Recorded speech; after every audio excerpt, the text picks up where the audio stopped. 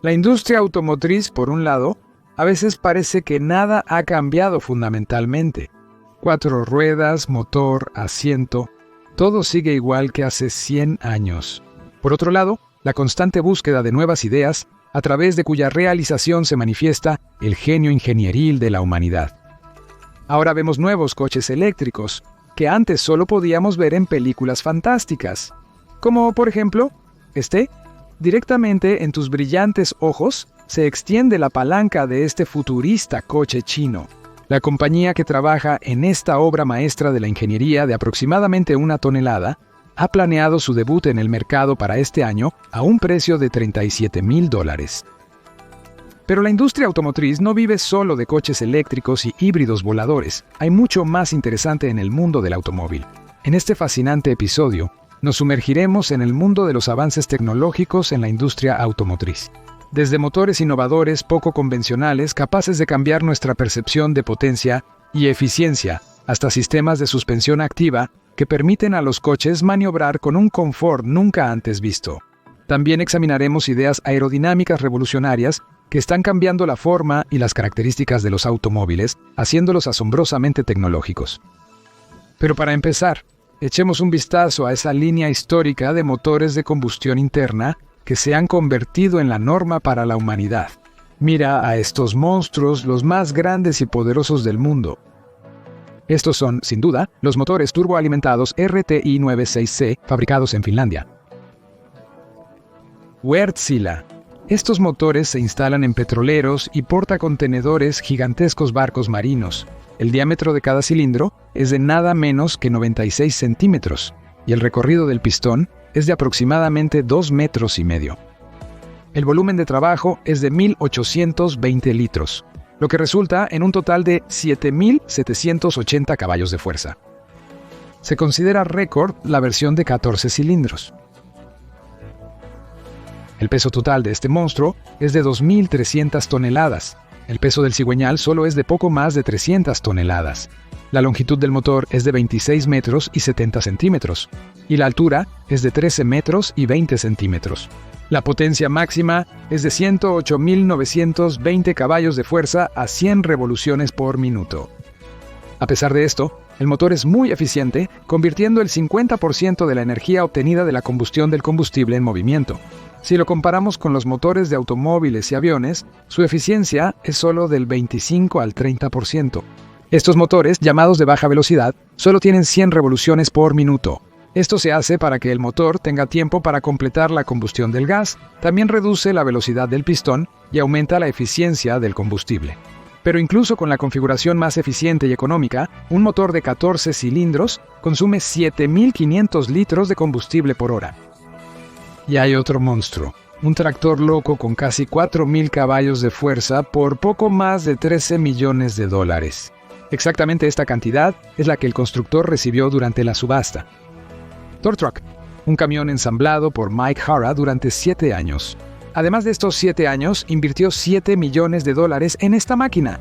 Normalmente, un motor de 12,571 solo se instala con turbocompresores, pero Thor tiene 8 supercargadores adicionales, y su número total en 2 motores es de 12 piezas. Para acomodar los motores, la parte delantera de Peterbilt fue ampliada. La potencia obtenida de 3.424 caballos de fuerza a 2.500 revoluciones por minuto se transmite a través de una transmisión de 70 y 40 con un diferencial bloqueado en el eje trasero. Al diseñar Thor, tuvieron que rediseñar la suspensión, ya que la estándar del camión original Peterbilt no era suficiente, y Mike Hara la reemplazó por la suspensión de un autobús turístico Van Hool. La longitud de Thor es de 35 metros completos, y el peso alcanza los colosales 14.500 kilogramos. Este camión ni siquiera puede pasar por algunos puentes. Fue creado principalmente para espectáculos, demostraciones y el strip extremo de drag, no tanto para el transporte. Se necesitan 4 paracaídas de 3 y 5 metros para frenar a la bestia.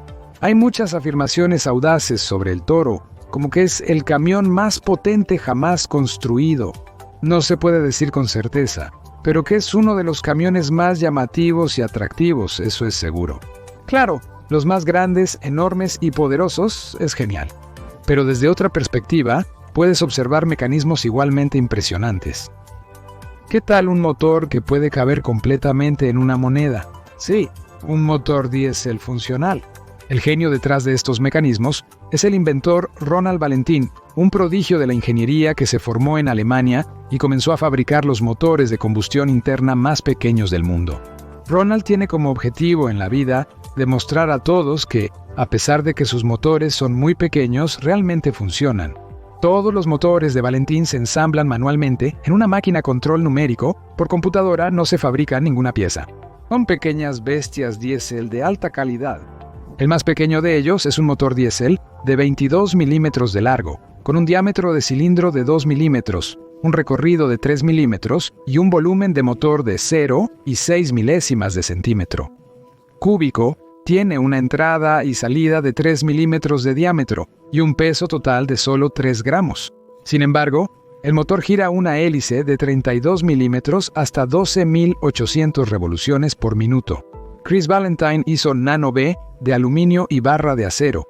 Las tolerancias de fabricación son de hasta una 10 milésima de centímetro.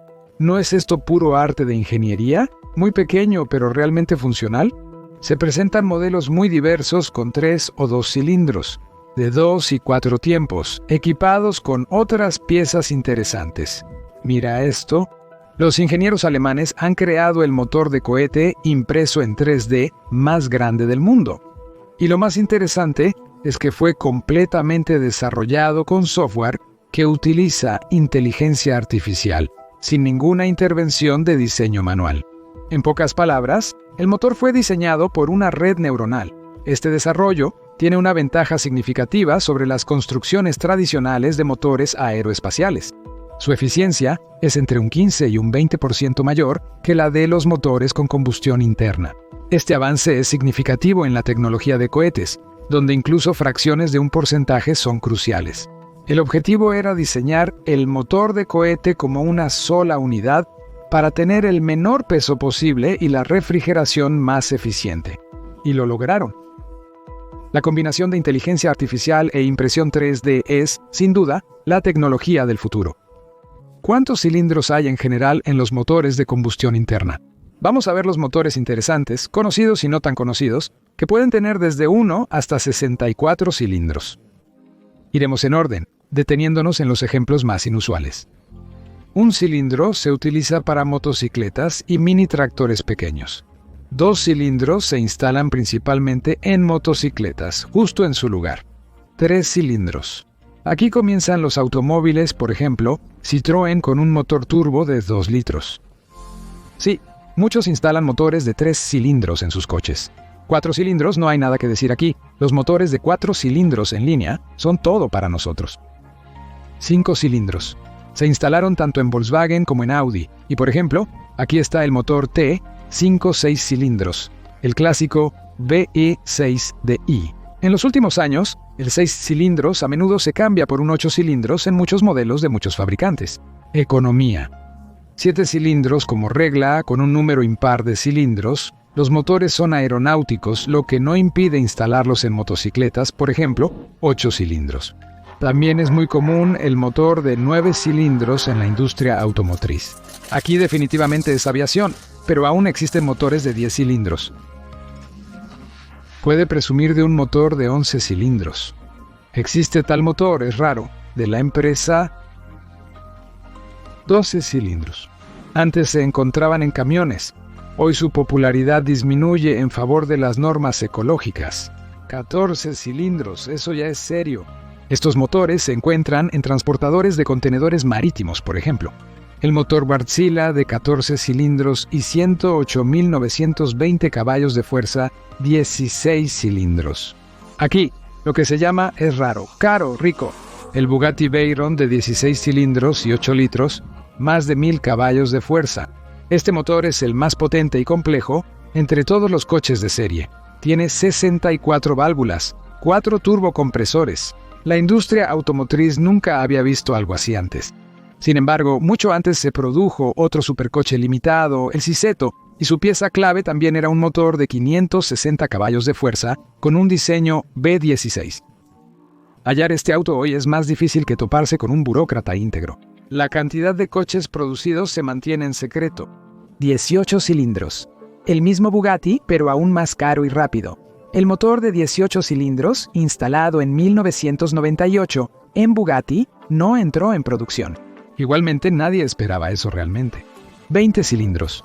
Tiempo de monstruos. El motor diésel de Detroit de 20 cilindros con una potencia de 3.650 caballos de fuerza. Los motores de esta serie se instalan en generadores diésel, equipos de perforación, maquinaria de construcción y otros monstruos de 24 cilindros. La compañía Ellison creó un motor aeronáutico X4520 con un volumen de 74 litros y una potencia de 1.200 caballos de fuerza. Para 1930, este fue uno de los motores aeronáuticos más grandes y potentes. Fue diseñado para un bombardero monomotor muy grande, el biplano, pero para el momento de las pruebas se había producido una transición del uso de grandes aviones monomotores a multimotores. Esto dejó al IS-45 sin uso, a pesar de los problemas técnicos que surgieron durante las pruebas 28 cilindros. En 1944, en los Estados Unidos, se desarrolló el motor de aviación R-4360. Con un diámetro de 1,40 m, su longitud era casi de 2,50 m. Pesaba 1.760 kilogramos, más que otros cazas al inicio de la Segunda Guerra Mundial.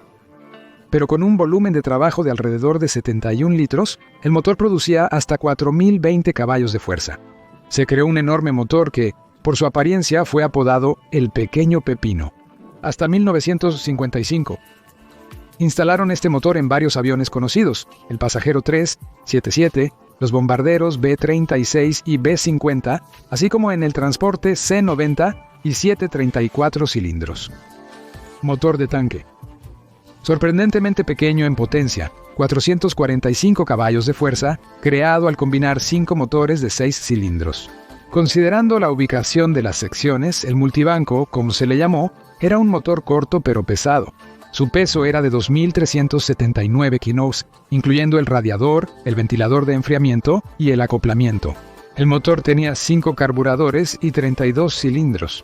Honda también combinó magistralmente un par de 16, resultando en un motor tipo H con 32 cilindros. La potencia del motor turboalimentado es de 5.900 caballos de fuerza, 56 cilindros. M5 04 tiene 5.000 caballos de fuerza. Y finalmente, el Snowba de 64 cilindros que fue creado tiene 5.000 caballos de fuerza.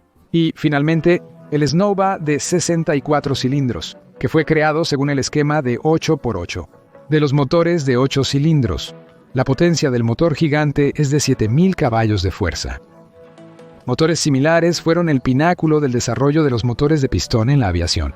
Incluso con la llegada de los reactores, por mucho tiempo pudieron competir en igualdad con los primeros modelos a reacción. Después de todo, tenían muchos defectos. Bajo empuje, alto peso, pequeño recurso, enorme consumo de combustible y dinámica de aceleración insuficiente a menos de 600 kilómetros allí. Podemos terminar este breve resumen aquí. Y ahora es el momento de pasar a los proyectos de motores que se desvían de los esquemas estándar. Probablemente, cada segundo habitante del planeta sabe cómo funciona un motor de combustión interna típico. Sin embargo, muchas compañías con sus desarrollos de nuevas modificaciones de motores sorprenden a sus competidores con un éxito grandioso cada vez. Su motor de combustión interna prometía revolucionar la industria. Pero cuando se trata de producción en masa, los ingenieros siempre vuelven al viejo y confiable esquema de pistón clásico. Cada vez que se trata de grandes sumas de dinero, las corporaciones transnacionales prefieren no arriesgar. Así parece que los motores de combustión interna más inusuales han sido relegados al olvido y nadie los retomará. O tal vez sí. Hoy mostraremos tales y hasta tales motores. Y todo lo que verás al final del episodio llenará para ti los viernes blancos en la historia de los motores alternativos y revelará cuán ingeniosa e interesante se está desarrollando la idea de diseño. Entonces vamos. El primer motor en nuestra revisión es de una compañía estadounidense que tiene ciclos clásicos de admisión, compresión, carrera de trabajo y escape. Pero no ocurren en el mismo cilindro, sino en diferentes. El cilindro frío se encarga de la admisión y compresión, mientras que el cilindro caliente se encarga de la carrera de trabajo y el escape. En el cilindro de trabajo ocurre la expansión de gases, en el frío la admisión del compresor, en el de trabajo la expulsión y en el frío la compresión. Al final del ciclo de compresión, Los pistones se acercan a sus puntos muertos superiores. La mezcla se transfiere a través del canal de bypass desde el cilindro frío al caliente y se enciende. Este ciclo dividido es en principio el mismo ciclo Otto, aunque modificado. Los estadounidenses lo inventaron en 2006 y en 2009 construyeron el Scudery Split experimental, ciclo del motor. Los cilindros de compresión y trabajo pueden tener diferentes diámetros y recorridos, permitiendo ajustar los parámetros de forma flexible. Se obtiene un análogo del ciclo de Miller con una expansión adicional de gas. Si se agrega una válvula con aletas y un tanque de alta presión al canal entre los cilindros, se puede hacer que este tipo de motor recoja energía durante el frenado y la use durante la aceleración. Sin embargo, durante varios años, la actividad de la empresa se ha limitado solo a prototipos experimentales y participación en exposiciones. Parece que la viabilidad económica aquí aún no puede superar la alta complejidad de la construcción. Los desarrolladores croatas también utilizaron el ciclo de trabajo dividido. Su diseño diferenciado atrajo con menos piezas, menor fricción y menor ruido. La necesidad de un tanque externo para el sistema de lubricación, causada por el hecho de que no se previó aceite en el cárter, no fue un problema. Los inventores construyeron varios prototipos experimentales. Para un volumen de trabajo de 7 litros, sus dimensiones y peso eran casi la mitad que los de los motores de combustión interna tradicionales. Pero no lograron determinar la eficiencia. El último prototipo se ensambló en el año 2011, pero luego el proyecto se estancó. El motor de 2 tiempos, inventado en 2006 en los Estados Unidos por Walter Schmidt, es aún más complejo.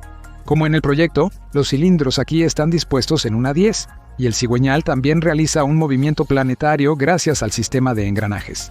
La distribución de gas en Bonner es controlada por las válvulas en los fondos de los cilindros y los rotores giratorios en el cuerpo del motor. Al mismo tiempo, los pistones externos pueden moverse levemente bajo la presión del aceite, generando una compresión variable. Esquema complicado. Todo por una alta potencia por unidad de peso.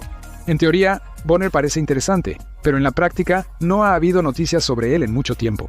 Por lo visto, no cumplió con las expectativas. Otros inventores no cambiaron los ciclos de trabajo de DVS, sino que se centraron en la ubicación de sus partes.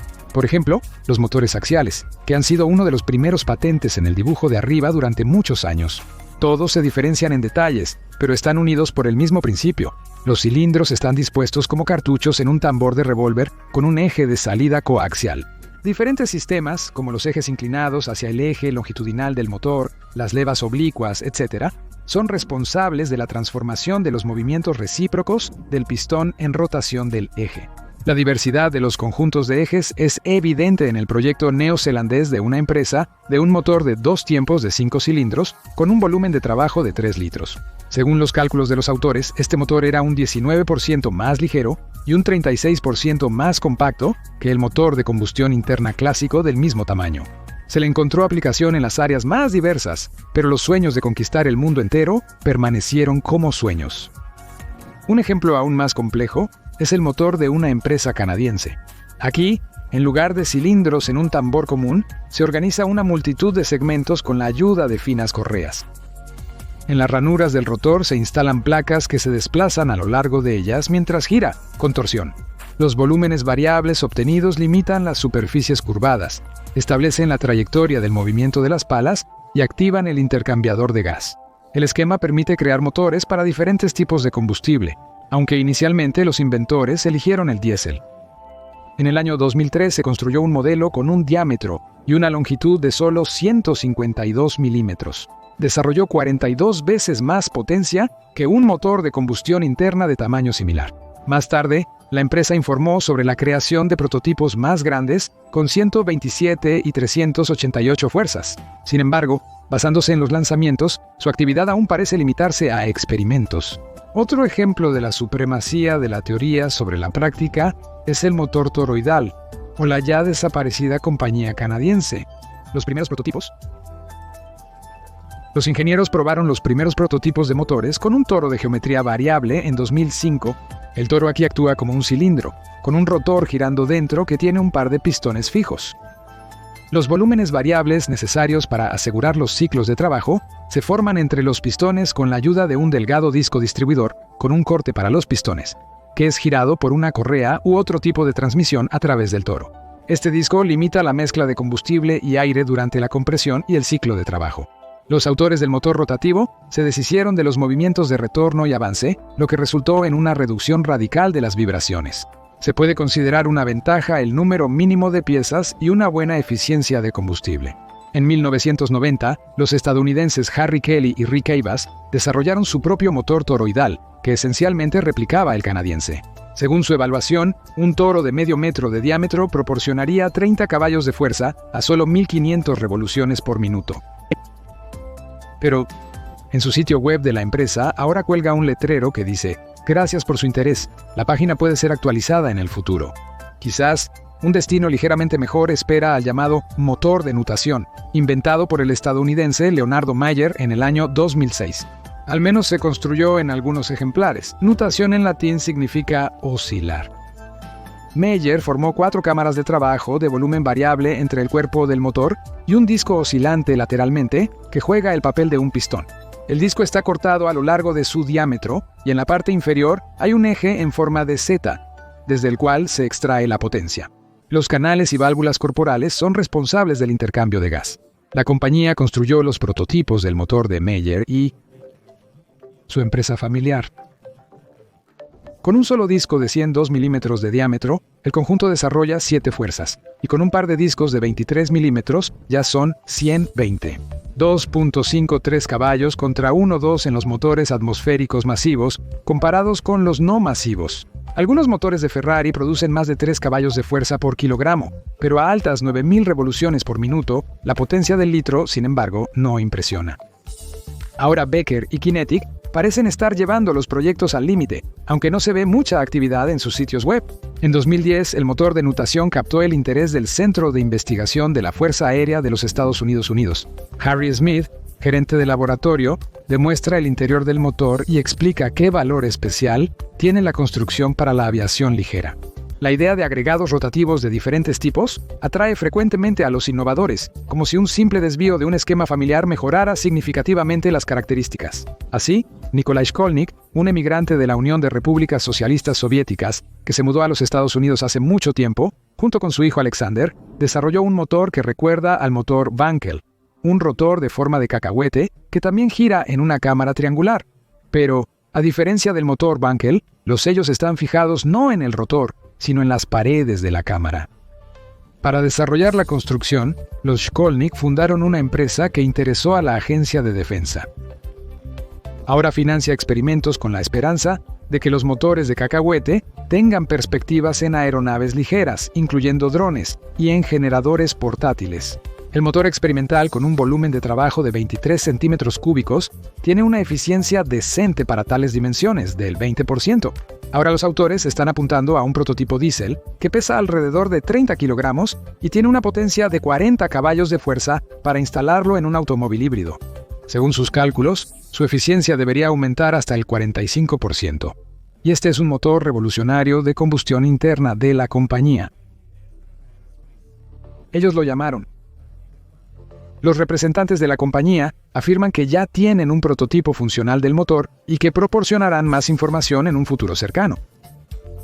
Mientras tanto, la compañía anunció que, al igual que el motor rotativo Wankel, no tiene un mecanismo de biela y manivela desplazado, pistones o cilindros que realizan un movimiento recíproco.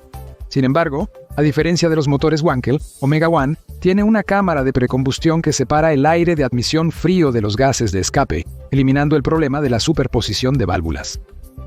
Todo esto hace que Omega One sea el primer motor en el mundo con transmisión de potencia lineal activa, es decir, toda la potencia se transmite a través de un solo eje de transmisión rotativo. El motor estándar pesa solo 16 kg y desarrolla una potencia de 160 caballos de fuerza, con un par de torsión de 30 Nm. Con esta construcción es fácil instalar varios motores uno tras otro, aumentando gradualmente la potencia.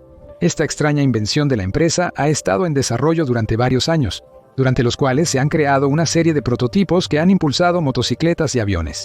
El desarrollo es un motor con cilindros rectangulares oscilantes. Un extremo de ellos está fijado a un eje fijo, el otro está conectado a un pistón. Los autores abordan lo que denominan un cilindro oscilante, enfocándose primero en la aviación. Además de las altas características de salida en relación con el peso y las dimensiones, este motor de 2 tiempos es excelente para la sobrealimentación debido al paso de un canal de refrigerante líquido a través del eje fijo del cilindro. Con tal esquema, este truco es complicado. Bueno, este es el motor rotativo Wankel. Los ingenieros Walter Freud y Felix Wankel presentaron esta construcción no hace mucho tiempo, en 1957. La característica de esta planta de energía es un rotor triangular impulsado por la presión del gas. En una rotación completa del eje, el rotor logra girar 120 grados. Y en cada uno de los 3 lóbulos aislados se produce un ciclo completo de 4 tiempos del motor de combustión interna: admisión, compresión, carrera de potencia y escape.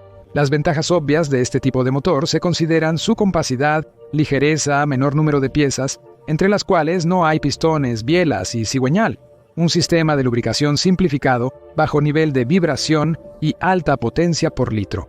Pero también hay desventajas principales: baja eficiencia de sellado, desgaste entre el rotor y las paredes del cilindro, alto consumo de aceite especial, tendencia al sobrecalentamiento, exigencia con las bujías y alta potencia a altas revoluciones relativas.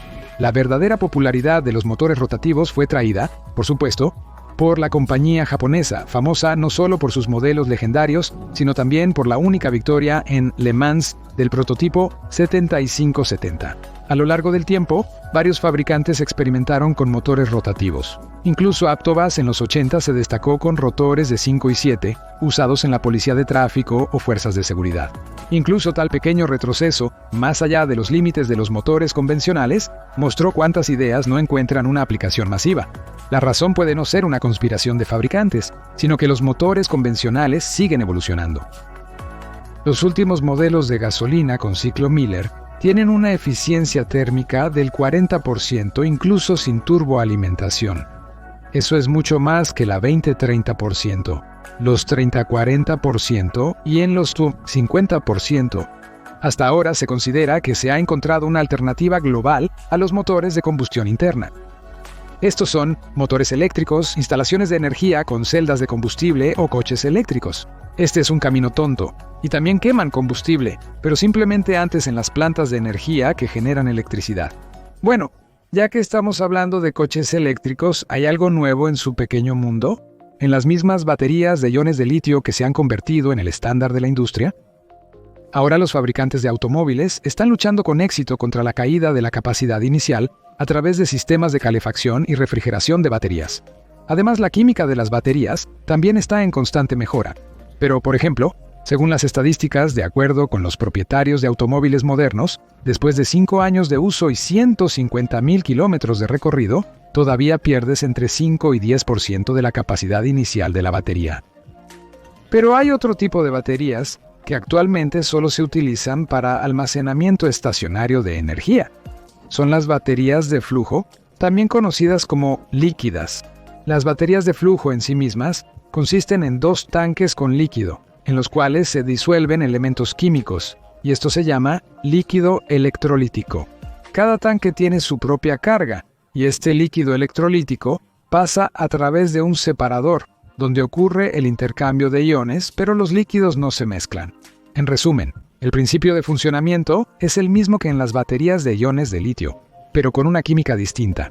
Por ejemplo, así es como funcionan las baterías de flujo basadas en vanadio en la empresa. Durante la carga, los electrolitos pasan a través de un separador en el centro de la batería, donde ocurre el intercambio de iones. En el proceso de la reacción de oxidación-reducción, el vanadio en un lado se oxida, es decir, cede electrones, mientras que al mismo tiempo, en el otro lado se reduce, es decir, recibe electrones. Las baterías de flujo de vanadio tienen una serie de ventajas sobre las baterías de iones de litio convencionales. En primer lugar, ambos electrolitos están hechos a base de vanadio, por lo que no hay riesgo de contaminación cruzada, ya que se utilizan los mismos componentes.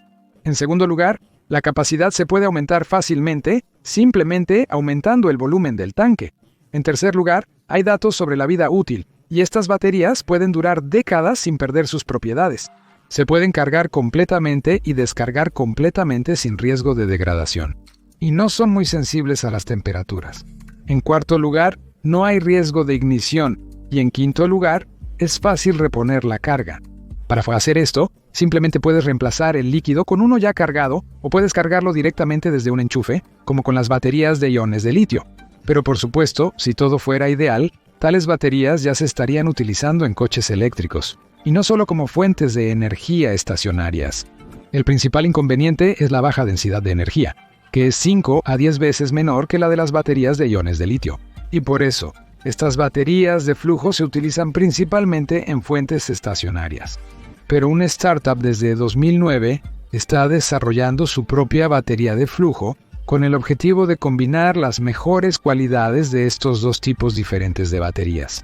Y ahora han logrado un éxito considerable. El startup, fundado por los graduados del Instituto Tecnológico de Illinois, Elena Timofeeva y Carlos Segre, inicialmente llevó a cabo una serie de experimentos con la disolución de líquidos, varios elementos sólidos y su capacidad para almacenar energía. Como resultado, se desarrolló un material multicompuesto con alta densidad. Consiste en nanopartículas de óxidos metálicos que se disuelven en líquidos y no se precipitan durante largos periodos de inactividad. Después de lo cual, el gobierno y el ejército de los Estados Unidos firmaron contratos por más de $12 millones, lo que ayudó a llevar el producto desde el prototipo hasta el trabajo. Y ahora, la compañía está lista para escalar y entrar en el campo comercial. La densidad de energía en este líquido es un 23% más alta que en las baterías de iones de litio. Al mismo tiempo, el costo de producción es 2 veces menor, ya que no se utilizan elementos de tierras raras costosos. Las pérdidas durante la carga completa y la descarga son solo del 2%. Y a diferencia de las baterías de iones de litio, que se incendian al contacto con el aire o el agua, se puede apagar el fuego de una batería líquida. La propia liquidez es similar en viscosidad al aceite de motor, y el 80% del peso son precisamente las nanopartículas. Al mismo tiempo, afirman que tal batería puede funcionar de manera estable a temperaturas que van desde los -40 hasta los 80 grados Celsius. También se está desarrollando una segunda generación, donde la densidad será de 550 a 750 vatios por litro, lo que permitirá, por ejemplo, que un automóvil eléctrico Tesla ya no recorra solo 650 kilómetros con una sola carga, sino hasta 2.000 kilómetros. Y con esto, se puede completar la carga completa en solo unos minutos, simplemente drenando el líquido descargado e inmediatamente llenándolo con uno cargado, o cargarlo tradicionalmente desde la red eléctrica. Además, la segunda generación ya permitirá usar dicha batería en aviones, ya que la densidad se acerca a los 1.000 vatios por litro. Y se afirma que el costo de la segunda generación de la batería de flujo seguirá siendo un 30% más bajo que el de las baterías de iones de litio. En resumen, hay que seguir esperando. Y muy pronto, a juzgar por estas noticias, en lugar de gasolina, estaremos llenando nuestro tanque de automóvil con un nuevo líquido en el tanque de la batería. Bueno, todavía no ha llegado ese futuro de baterías líquidas. Echemos un vistazo a esos sorprendentes desarrollos que ya están siendo implementados, aunque no en modelos de producción, sino en ejemplares deportivos premium. Ha causado un verdadero furor en el mundo de los hipercoches eléctricos. En gran medida, esto fue facilitado por la nueva configuración de potencia, que reemplaza a 3 motores eléctricos a la vez. Este único motor es una nueva unidad llamada. Produce 805 caballos de fuerza y 1.255 de torque. Resulta que este motor eléctrico tiene el tamaño y el peso de un automóvil convencional, con una caja de cambios mecánica y una relación de potencia a peso fenomenal. Por ejemplo, un motor eléctrico con un inversor pesa 90 kilogramos y tiene 320 caballos de fuerza. Aquí, junto con el inversor, es decir, el sistema ensamblado, pesará alrededor de 50 kilogramos y tendrá una potencia de 815 caballos de fuerza. En resumen, el sistema es casi 2 veces más ligero y a la vez más del doble de potente. Y lograron esto mediante la combinación de la construcción de flujo axial y radial en un solo motor. Y por eso los autores llaman a este motor raxial, una combinación de las palabras radial y axial, implicando que los flujos magnéticos están dirigidos tanto paralela como perpendicularmente. Pasemos a otra solución de ingeniería. Ante ustedes, el motor lineal generador Aquario con un pistón de doble cara y un solo cilindro. A pesar de esto, el precio es de solo $100, pesa 10 kilogramos y tiene una potencia de más de 40 caballos de fuerza. ¿Cómo es posible esto? Este es su principio de funcionamiento. En los motores de Aquario hay apenas más de 20 partes y solo hay una parte móvil, Es un eje en el medio del cual se encuentra un pistón de doble cara que divide el cilindro en las cámaras de combustión derecha e izquierda. También entre las partes principales se encuentra el bloque del motor, dos cojinetes a través de los cuales pasa el eje hueco, y también hay dos cabezas en las que se encuentran las bujías y las válvulas. Además, en el eje hueco hay orificios que sirven para la entrada de aire al cilindro, y en medio de las paredes del cilindro se encuentra un orificio de salida, que sirve para la salida de los gases de escape. En la cámara ocurre la admisión de aire, luego la compresión, la válvula añade combustible, y en el punto muerto superior, la bujía produce una chispa, y ocurre la combustión. Expansión del ciclo de trabajo. En este caso, el pistón está conectado a dos motores lineales. Están ubicados a los lados y generan energía. Pero cuando el pistón pasa por el centro del cilindro, se abre un orificio de escape en la pared, y también se abre un orificio de escape en la varilla del pistón. Los gases de escape salen y la cámara se llena de aire nuevamente. Luego, el pistón termina su movimiento hasta el punto muerto izquierdo, y ahora en la cámara de combustión izquierda, la mezcla de combustible y aire se comprime según el mismo principio. Todo este tiempo, en la cámara de combustión derecha, hay una expulsión lo suficientemente larga para eliminar completamente los gases de escape. Durante este proceso, el aire entrante enfría el motor. Y el ciclo se repite, es decir, un solo pistón realiza el trabajo de un motor de 4 tiempos y 4 cilindros con un solo movimiento hacia la derecha o hacia la izquierda. Resulta que con un solo movimiento se realiza al menos 4 veces más trabajo, ya que aquí cada movimiento es un ciclo de trabajo y no hay válvulas, por lo tanto, no hay distribución. Aquí tampoco es necesario convertir el movimiento lineal en rotación, por lo que no hay cigüeñal y solo hay un elemento móvil. Esto logra una eficiencia de combustible superior al 43%. Además, debido a que no hay un cigüeñal, no hay carga angular y pérdida por fricción. Como el ciclo de trabajo se realiza en cada movimiento, las revoluciones pueden mantenerse fijas y significativamente más bajas. Por lo tanto, a este motor le basta con la refrigeración por aire normal, lo que también simplifica y abarata la construcción. Como resultado, tal motor generador pesa solo 10 kilogramos. Es verdad, este es el peso de un motor generador sin escobillas, de los cuales hay 2 aquí, pero es un peso muy pequeño. A pesar de esto, puede generar 32 kilovatios de potencia, y según los desarrolladores, el costo de este motor en producción masiva debería ser de alrededor de $100. Y esto no es solo otro startup que solo muestra imágenes. De lo contrario, no habrían obtenido, además de otras inversiones, un contrato con el Ejército de los Estados Unidos, que después de varios años de colaboración, se extendió hasta mediados de 2027. Después de todo, para el Ejército es muy relevante tener un generador compacto y ligero que funcione con todos los tipos de combustible, que se pueda desplegar fácilmente en cualquier lugar. Hay otro esquema similar. Estructuralmente, el motor está representado por 2 cilindros opuestos, en los cuales hay 2 pistones conectados entre sí, y entre estos pistones se encuentra un motor lineal generador. Este motor generador, a su vez, realiza 2 funciones. Primero se utiliza como arrancador y luego para generar energía a partir de la combustión de combustible y el movimiento de los pistones. Y según se informa, la eficiencia de este motor ha sido demostrada y es del 40 al 50%. Todo gracias a la eliminación de elementos innecesarios, que en este caso simplemente no son necesarios. En este motor, el mecanismo de cigüeñal y pistón está completamente ausente y el movimiento se transmite directamente al motor lineal del generador.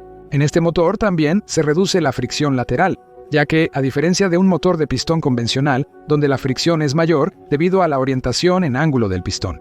Además, en este motor no hay cojinetes flotantes, lo que permite trabajar a una mayor relación de compresión.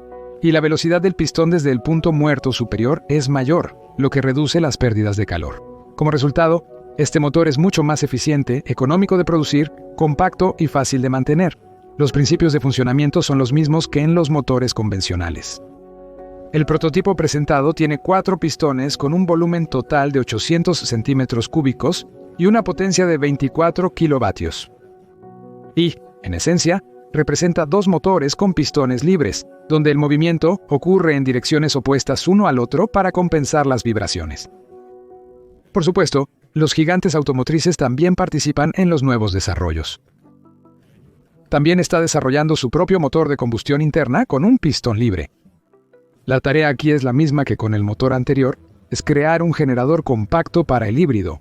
Y esto es solo el primer prototipo del que nos han hablado y ya han logrado probarlo.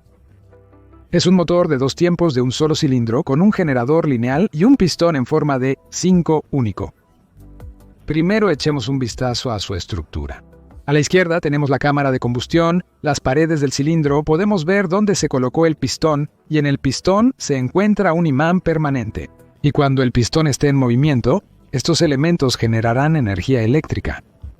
Y en el diagrama, la construcción en forma de 5 del pistón está representada en color marrón, que es precisamente lo que se necesita para que todos estos elementos se coloquen de manera compacta y funcionen. Y aquí, en la parte trasera del pistón, hay 2 cámaras de resorte de gas. Parece bastante extraño, y no parece muy eficiente, pero el motor fue probado y funcionó de manera estable durante varias horas sin fallas, con una eficiencia suficientemente alta del 42% y produciendo 10 kilovatios de potencia. Se planea utilizar 2 de estos motores conectados en vehículos híbridos, lo cual es suficiente para que el vehículo pueda mantener una velocidad estable de 120 km/h. También se está diseñando una versión sin cámara de gas. Pero inicialmente se está probando precisamente esta versión. Y hasta que no se pruebe la nueva tecnología a fondo y en todas las direcciones, es poco probable que se la muestre al público en general. Y este es un motor de combustión interna prometedor de la compañía que puede cambiar significativamente nuestro mundo. Este es el motor de combustión interna atmosférico más potente hasta la fecha, que cumple con las normas ecológicas Euro 7. En el motor IREX hay 2023. Se utilizan las mejores soluciones de motores de 2 tiempos y 4 tiempos, así como de vehículos de calefacción y equipos militares como el motor del tanque T-64 con 2 pistones por cilindro. Vamos a desglosar cómo está organizado. El bloque de cilindros está hecho de aluminio aeronáutico y tiene una forma redonda. Dentro están ubicados compactamente 4 cilindros. En cada lado del motor se instalará una placa con curvas de una forma específica, y estas placas actúan aquí como un análogo de un eje de manivela. Luego, los pistones se insertan en las ranuras, y luego toda esta construcción se inserta en el bloque del motor. Por el otro lado es lo mismo, y las placas se conectan entre sí. Por lo tanto, este motor tiene 4 cilindros y 8 pistones, y en principio, estas son las partes principales del motor. Como resultado, es simple, compacto y ligero. Así es como funciona por dentro. Todo el ciclo ocurre en 2 movimientos del pistón. En el centro de cada cilindro hay una bujía y una biela, y presta atención a la forma de los canales en el pistón, que está condicionada por la ubicación de la bujía y la biela. En estos lugares ocurre la admisión y escape. Están ubicados en los puntos extremos distantes. Cuando el pistón comienza a llegar al punto muerto lejano, primero se abre el escape. Los gases de escape comienzan a salir. Luego, desde el otro lado, se abre la admisión. Se realiza la inducción y todos los gases de escape salen. Luego, el escape se cierra y la admisión permanece ligeramente abierta y el cilindro se llena de aire. Ahora se cierra la admisión, comienza la compresión, la ignición y el ciclo se repite. La apertura y cierre asincrónicos de las válvulas de admisión y escape ocurren debido a que las propias válvulas se mueven ligeramente de manera asincrónica. Por lo tanto, la admisión y el escape se abren y cierran en secuencia. Para aumentar la eficiencia en este motor, se ha aplicado otra tecnología interesante. Gracias a un pistón especial entre las válvulas, es posible cambiar el grado de compresión del motor en tiempo real. Esto se consigue mediante una leve rotación de una válvula respecto a la otra. De esta manera, girando ligeramente la válvula, se puede ajustar fácilmente para diferentes tipos de combustible y diferentes números de octano, o para la máxima eficiencia. Es decir, bajo carga baja, el grado de compresión puede ser máximo y por lo tanto obtenemos la máxima eficiencia y potencia a bajas revoluciones. Y bajo alta carga, para evitar una detonación indeseable, el motor puede entregar la máxima potencia. El grado de compresión disminuye y también a través de esto se regula la cantidad de apertura y cierre del canal de admisión. Esta solución de ingeniería es tan simple como genial. Otra ventaja de este motor es la completa ausencia de vibraciones. Como los pistones están orientados uno hacia el otro, se mueven en direcciones opuestas y todas las oscilaciones se compensan. En cuanto al sistema de lubricación, se realiza a través de canales, como en un motor de 4 tiempos, Y ahora veamos por qué los españoles llaman a este motor de un solo tiempo. El asunto es que este motor, en un ciclo completo de pistón, es decir, en una rotación del cigüeñal, realiza 4 veces más trabajo que un motor de 4 tiempos y 2 veces más que un motor de 2 tiempos. Aunque en esencia, este motor funciona precisamente en un ciclo de 2 tiempos. Y esto es más bien una estrategia de marketing de la empresa para atraer más atención. Y ahora, comparemos este motor con un motor de 4 tiempos y 2 tiempos, así como con un motor similar utilizado en maquinaria militar pesada, y veamos los pros y los contras. La ventaja de un motor de 2 tiempos frente a uno de 4 tiempos es que es más pequeño, ligero, simple y a las mismas revoluciones. Por la misma razón, un motor de 2 tiempos puede proporcionar hasta el doble de potencia. Pero su desventaja es el sistema de lubricación, donde se necesita agregar aceite directamente al combustible, lo cual es malo para el medio ambiente. Además, parte del combustible no se quema, lo que también afecta negativamente el consumo y por lo tanto reduce la eficiencia del motor. Este motor eliminó todos los problemas de lubricación mencionados.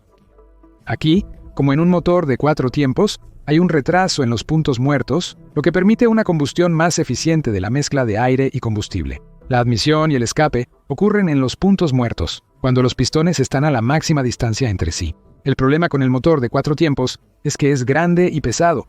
Al mismo tiempo produce menos potencia y su construcción es mucho más compleja y costosa. En comparación con el motor de 2 tiempos convencional, este tiene mayor eficiencia de combustible, fiabilidad y mejores indicadores ecológicos. Es por eso que todos usamos motores de 4 tiempos en nuestros automóviles. A su vez, en los motores se logró reducir significativamente el tamaño y el peso, y la construcción se volvió más simple. Aquí ni siquiera hay correas o cadenas para girar, por ejemplo, el eje de distribución. Aquí no hay válvulas de mariposa. Además, tiene un ajuste de la relación de compresión en tiempo real que se implementa de manera bastante sencilla. Y, como afirman, este motor cumplirá con las normas ambientales Euro 7 y también podrá ajustarse a diferentes tipos de combustible, incluyendo el hidrógeno. Y si lo comparamos con un motor similar de maquinaria pesada, se nota un menor consumo de combustible y una menor temperatura. Pero tiene 2 cigüeñales que están conectados entre sí, lo que complica y aumenta la construcción. Aquí se logró eliminar completamente el cigüeñal y se reportan menos pérdidas por calentamiento. Ahora la compañía tiene 2 versiones de estos motores. El primero es IREX, con medio litro de potencia y 120 caballos de fuerza con un peso de solo 35 kilogramos. El segundo motor es Rexby, que ya se puede comprar, y se está expandiendo la capacidad de producción para su producción en masa. El motor Rexby está destinado principalmente para aeronaves. Su peso es solo de 4 kilogramos 560 gramos, y su volumen es de 25 cubos. La potencia a este volumen es de 22.7 caballos de fuerza en gasolina. A pesar de esto, es lo suficientemente pequeño para caber en la palma de una mano. Además, la compañía está desarrollando otra versión con un volumen de 0.7 litros y una potencia de alrededor de 170 caballos de fuerza. Y este es un motor de turbina de gas. A diferencia de muchos ejemplos que hemos examinado, los vehículos con motores de turbina de gas existían en la naturaleza desde principios de los años 50. Los fabricantes de automóviles ligeros decidieron entrar en este juego y continuaron hasta finales de los 60. La era de la turbina de gas fue corta, pero dejó una serie de modelos extraordinarios como el Rover Jet One, Fiat Turbina, Ford Thunderbird, Chrysler Turboflight. La turbina de gas es más simple y mucho más potente en comparación con el motor de combustión interna clásico. No es sorprendente que la industria automotriz, que hasta los años 50 del siglo pasado adoptó activamente una serie de soluciones técnicas de la industria aeronáutica, no se quedara al margen y decidiera probar motores de este tipo en vehículos ligeros. Además, la construcción de la turbina de gas en sí es simple. Ejes con ruedas de turbina compresora, la primera de las cuales suministra aire comprimido a la cámara de combustión con combustible. Al quemarse y expandirse, la mezcla de trabajo hace girar la rueda de la turbina, que utiliza la energía para girar el compresor y, por supuesto, para moverse con la ayuda de un chorro reactivo. Y aquí está la solución moderna: un pequeño motor de turbina de gas incorporado en un coche eléctrico. El fabricante de automóviles se está preparando para lanzar su coche eléctrico, que modestamente llamó Hypercar. En términos técnicos, todo parece bastante estándar para coches de este nivel. 4 motores eléctricos, uno para cada rueda, donde la potencia total es de 1200 caballos de fuerza. y 1800 Nm de torque. Y debido a que aquí se instala una pequeña batería con una capacidad de 62 kVA, el peso es solo de 500 kilogramos, lo cual es bastante ligero para un coche eléctrico. Pero como la batería tiene una pequeña capacidad, surge otro problema. Es la baja autonomía con una sola carga, que es solo de 240 kilómetros. Y teniendo en cuenta que el coche es muy potente, la autonomía en un viaje de combate será aún menor. Por eso se implementó aquí un nuevo desarrollo, un motor de turbina de gas muy compacto y ligero que produce 35 kilovatios de potencia constante. Solo funciona a ciertas revoluciones como un generador y no está conectado a las ruedas. Y como solo funciona en un modo constante, los desarrolladores lograron reducir la temperatura de combustión a 1050 grados, lo que ayuda a reducir la producción de óxido de nitrógeno. Y, en consecuencia, la instalación de un catalizador más sencillo. Pero en realidad, este catalizador tiene un sistema de calentamiento que es necesario para cumplir con las normas ambientales durante el arranque en frío de este motor. Se puede encontrar un sistema de calentamiento de catalizador similar en un hipercoche de 1. Aquí lograron adaptar un motor de turbina de gas para automóviles eléctricos comunes, lo que significa un aumento significativo en la autonomía. Ahora veamos cómo funciona. El motor de turbina de gas puede funcionar tanto con combustible líquido como gaseoso, y utiliza el ciclo Brayton, donde gira una turbina que está directamente conectada al generador. Primero, el aire es aspirado a través del compresor, luego se comprime y se calienta. Luego, el aire comprimido pasa a través del intercambiador de calor y se calienta aún más con los gases de escape. Luego, se introduce combustible en este aire caliente y la temperatura alcanza los 1050 grados. Todo esto ocurre mediante el catalizador. Luego, los gases en expansión comienzan a girar la turbina hasta 100.000 revoluciones por minuto, lo que a su vez hace girar el compresor. También hace girar el generador, que está ubicado en el mismo eje, y se produce energía. El ciclo es continuo, y el aire se comprime y expande constantemente, y los gases de escape vuelven a entrar en el intercambiador de calor y calientan el aire que se está aspirando. Al final obtenemos gases de escape con una temperatura máxima de 350 grados. Y gracias a este intercambiador de calor, solo el 50% del combustible se utiliza para aumentar la temperatura del aire aspirado. La temperatura aumenta de 650 a 1050 grados Celsius. Como resultado, la eficiencia aumenta, el consumo de combustible disminuye y obtenemos un generador compacto que produce 35 kilovatios de potencia. Se puede utilizar en diferentes campos. Imagina un automóvil eléctrico que tiene un motor de combustión interna muy compacto y ligero en forma de generador. Esta es la solución más adecuada que funcionará en cualquier condición y aligerará significativamente los vehículos eléctricos, haciéndolos más baratos. Pero ahora, echemos un vistazo a otra área de innovación automotriz. Hay proyectos en la historia de la construcción de automóviles que impresionan con sus soluciones aerodinámicas. Por ejemplo, la solución de Gordon Murray en la Fórmula 1, cuando instaló un ventilador en la parte trasera del bólido que aceleraba y succionaba el aire debajo del chasis del bólido, dando una ventaja colosal en fuerza de agarre, después de lo cual la carrera fue ganada fácilmente. El sistema se abandonó rápidamente debido a peticiones para prohibir la tecnología y sus desventajas. La velocidad del ventilador dependía de las revoluciones y mucha basura volaba debajo del bólido. Gordon luego usó este sistema para crear su propio supercoche de carretera. Recientemente apareció un nuevo proyecto de Gordon Murray, el GMAT-50, que cuenta con un difusor gigante y un ventilador.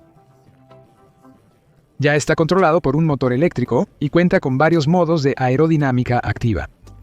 En general, es un proyecto increíble que es muy impresionante, ya que el coche, sin ningún tipo de aditamentos agresivos, genera cientos de kilogramos de fuerza descendente, incluso a bajas velocidades. Pero recientemente ha surgido un nuevo proyecto loco que ya ha demostrado en la práctica que es incluso más rápido que los bólidos de la Fórmula 1. También se utilizan las ideas de Gordon Murray, pero se han llevado al máximo. Esto le da a este coche eléctrico una velocidad de giro fenomenal y puede acelerar hasta 100 km por hora en menos de 1,5 segundos. Y eso es solo con tracción trasera. El coche eléctrico McMurtry Spiral Ingrossa, con una potencia de más de 1000 caballos de fuerza y un peso de menos de 1 tonelada, la fuerza de agarre supera el peso del coche ya a 0 km por hora. Es decir, en teoría, el coche puede mantenerse boca abajo cuando está parado, o por ejemplo, conduciendo por el techo a una velocidad de 5 km/h. El coche tiene muchos conductos de aire. Literalmente perforan este coche. Su principal tarea es dirigir el aire a los frenos y las baterías. Pero los conductos de aire no son lo principal. En la parte trasera se instalaron 2 turbinas con una potencia de 82 caballos de fuerza, que extraen aire de los bajos y giran las palas hasta 23.000 revoluciones por minuto. Y para que no salga basura de debajo del automóvil, aquí se instalan filtros que deben limpiarse cada 3 días. Y este sistema es capaz de generar 2 toneladas de fuerza de agarre en posición estacionaria, lo que es más del doble del peso del automóvil. La suspensión activa, a su vez, ayuda a mantener el agarre necesario dependiendo de la fuerza de apriete y la situación en la carretera. Y este es un valor tan increíble desde el punto de vista de la fuerza de apriete que no está disponible para ningún otro automóvil en el mundo. Por ejemplo, de pista, también genera 2 toneladas de fuerza de apriete solo cuando la velocidad supera los 240 km/h. Y a velocidades más bajas este valor es mucho menor. Y esto también se aplica al bólido de Fórmula 1 y a cualquier otro coche de carreras. Ningún otro coche en el mundo puede demostrar tal fuerza de agarre a bajas velocidades. Por lo tanto, no es sorprendente que, después de completar el desarrollo del hipercoche, la marca se dirigió inmediatamente a competir en el Festival de Velocidad de Goodwood. Termina en una subida de colina. Durante la tormenta, recorrió una pista de casi 2 kilómetros en solo 39 segundos y rompió el récord anterior, que fue establecido por un bólido de fórmula. Es curioso que estas tecnologías se probaran en una furgoneta de asistencia rápida, ya que había suficiente espacio para ajustarlas y organizarlas cómodamente. Y aquellos que lo vieron desde el lado pensaron que en esta ambulancia se había instalado un motor de reacción, ya que este sistema hace un ruido de 100 a 120 decibelios. Si no te agradan los coches eléctricos demasiado silenciosos, este supercoche podría ser para ti. Además, puedes comprarlo a los británicos por unas 820.000 libras esterlinas o aproximadamente 100 millones de rublos. Es cierto, el coche no tiene acceso a las carreteras normales, pero se ajusta a la regulación de la Serie 1. Es decir, puede competir en igualdad de condiciones con los McLaren de pista, Porsche, Ferrari y otros. Lamborghini. Ahora acerquémonos a las ruedas. Mira esto. El coche eléctrico chino se quita la nieve por sí mismo. Para hacer esto, solo necesitas presionar un botón. Esto se hizo posible gracias a la suspensión hidráulica activa. Las ruedas pueden subir y bajar en un rango de 10 centímetros durante la conducción. Según los ingenieros, conducir en un coche así se convierte en un vuelo. La verdad es que, ¿qué hacer con las carreteras donde las irregularidades comienzan desde 11 centímetros? Es una gran pregunta. Hablando en serio, las innovaciones similares con la suspensión han estado presentes durante al menos una década. Desde los años 80 del siglo pasado, el uso del campo electromagnético se ha incorporado al proyecto de suspensiones de automóviles avanzadas. La idea era crear un dispositivo que transformaría un elemento rígido en uno que amortiguaría las vibraciones mediante la fuerza del campo electromagnético. Imagínate un viaje en coche que sea perfectamente suave, sin sacudidas en los baches e incluso saltando pequeños obstáculos, y también obteniendo energía de la conducción en terrenos irregulares. Este sueño es precisamente lo que los experimentadores de aquella época perseguían, y se hizo realidad en prototipos concretos. Uno de los primeros desarrolladores de este tipo de suspensión fue el Dr. Amar Bose, un gran especialista e innovador que también trabajó en innovaciones en el campo de los sistemas de audio. La base de su invención fue un motor eléctrico de construcción lineal que combinaba elementos rígidos, amortiguadores, estabilizadores transversales y otras partes habituales de la suspensión. Una ventaja significativa del sistema desarrollado es que el conductor puede cambiar la energía requerida de eléctrica a mecánica. La energía para la suspensión se genera durante la conducción mediante electromagnetos inactivos, permitiendo un ahorro significativo de combustible. Esta suspensión funcionaba sin fallos, obteniendo energía constantemente. Cuando todo el sistema estaba asegurado, la suspensión electromagnética cambiaba a un modo de operación estándar, similar a muchas suspensiones de tipo palanca. En cada uno de los 4 potentes motores lineales bajo el control del procesador central se aplicaba voltaje y en su eje se generaba una fuerza repulsiva. En los 4 ejes era capaz de levantar hasta 1,5 toneladas, lo que corresponde al peso promedio de un coche compacto de clase Golf. Al mismo tiempo, con la ayuda del motor lineal se mantenía la altura necesaria del chasis, independientemente de la carga. Esto se llama compensación estática. Además, la suspensión electromagnética creaba una compensación dinámica, ya que eliminaba el balanceo lateral del automóvil.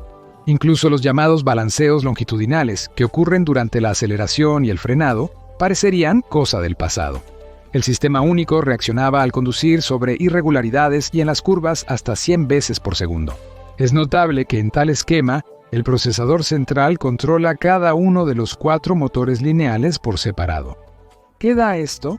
Por ejemplo, el control de la rigidez angular delantera y trasera de cada suspensión por separado. Si el coche entra en una curva, los motores lineales se activan de tal manera que el coche se apoya principalmente en la rueda trasera exterior, y tal ajuste obtiene una maniobrabilidad superligera y excepcional. En caso de un giro, el peso se transfiere suavemente a la rueda delantera exterior. Como resultado, el vehículo se mantiene estable en cualquier curva, sin deslizarse ni balancearse. En teoría, todo esto pudo haber sido implementado en la producción masiva de automóviles desde los años 90. Pero hasta el día de hoy, la mayoría de los entusiastas de los automóviles conducen como si estuvieran en un carruaje tirado por caballos, con inclinaciones, balanceos y deslizamientos durante las maniobras de giro. El proceso de trabajar en la suspensión fue secreto y llevaba un nombre engañoso. Pero la mejor suspensión en el planeta nunca entró en producción. ¿Por qué? Dicen que el diseño propuesto por el ingeniero tenía muchos defectos a los ojos de la dirección de los gigantes automovilísticos. El principal de ellos es la complejidad y el alto costo de producción de la suspensión. ¡Bauza! Pero el 12 de julio de 1933, Amar Bus murió de un ataque al corazón y en 1917 todas las operaciones de la compañía fueron vendidas. Si nos acercamos a nuestro tiempo, algo similar se implementó en Audi. Si desmontas un Audi A8, puedes ver en la parte delantera la parte electromecánica del chasis, que incluye los motores, el cuerpo con una barra de torsión de titanio y los soportes, conectados a los brazos giratorios. Este sedán utiliza una plataforma en su trabajo. En lugar de los estabilizadores tradicionales de estabilidad transversal, se utilizan accionamientos electromecánicos para cada rueda por separado. El 48 voltios, que antes era adaptativo, ha evolucionado a ser activo. La cámara frontal actúa como un ojo omnisciente, monitoreando las condiciones de la carretera y registrando la situación 18 veces por segundo. La electrónica del automóvil, basada en los datos obtenidos de la cámara en milisegundos contados, determina cuándo y cómo reaccionar para que nadie en el interior sienta incomodidad o un giro. Es decir, la computadora de a bordo envía un comando a los estabilizadores de motor eléctrico para ajustar esta o aquella pata sobre el bache o el hoyo. Los elementos que amortiguan los golpes, los amortiguadores y los resortes neumáticos también reciben el comando necesario. A pesar de las muchas ventajas, este sistema de control de transporte tiene una desventaja, que radica en que la precisión de las mediciones depende del grado de visibilidad en la carretera. Por ejemplo, esta precisión disminuye radicalmente en condiciones de niebla. Las tecnologías en un cuento de hadas nevado en diferentes países, que lo comenten las personas informadas. Sin embargo, los desarrolladores se esforzaron al máximo, tanto como fue posible, para hacer que la conducción fuera segura e incorporaron una característica inteligente en el cerebro del automóvil que solo se usa en el Audi A8 y en ningún otro lugar hasta el día de hoy. El automóvil recibe información sobre la amenaza de colisión a través de los sensores del piloto automático, que escanean todo alrededor de ellos en un ángulo de 360 grados. Si una colisión lateral es inevitable, la suspensión activa levanta instantáneamente el lado peligroso del chasis al grado necesario, reduciendo el grado de daño del impacto. Después de todo, en tal caso, la mayor parte de la carga recae en el umbral masivo y el piso resistente, no en las puertas. Con esto probablemente concluiremos nuestra emisión. Escriba qué soluciones de ingeniería le han sorprendido más y cuáles han causado más escepticismo que admiración. Estaremos encantados si evalúas este episodio de manera justa y lo compartes con tu conocido mecánico de automóviles, quien con su comentario profesional nos pondrá en claro. Gracias por ver y nos vemos en futuros episodios en nuestro canal.